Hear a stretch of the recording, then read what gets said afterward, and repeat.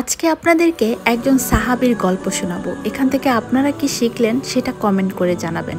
বলছিলাম সাহাবী জুলাইবিব রাদিয়াল্লাহু আনহুর কথা।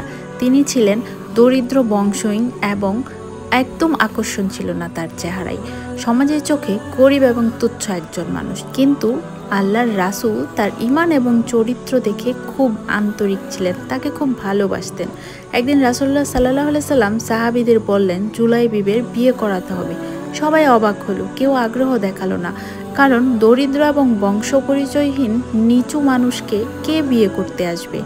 তিনি এক জায়গায় বিয়ের প্রস্তাব নিয়ে গেলেন, তারপর গিয়ে বললেন তোমার মেয়েকে আমি কারোর জন্য প্রস্তাব দিতে এসেছি। লোকটি খুশি হয়ে বললেন আলহামদুলিল্লাহ, কার জন্য? নবী বললেন জুলাইবিবের জন্য। লোকটি হতবাক এবং লোকটি বললেন যদি আপনার জন্য হয় তাহলে আমি রাজি, কিন্তু জুলাইবিবের জন্য আমি রাজি না।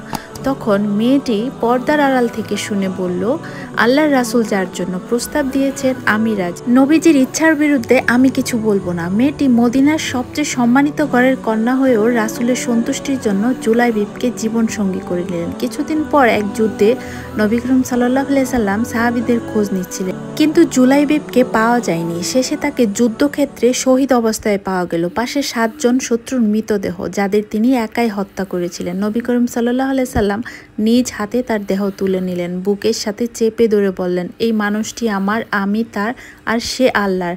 এরপর নবীজি তাকে নিজ হাতে দাফন করলেন। অর্থাৎ মানুষের মর্যাদা চেহারা বা সম্পদে নয়, ঈমানে।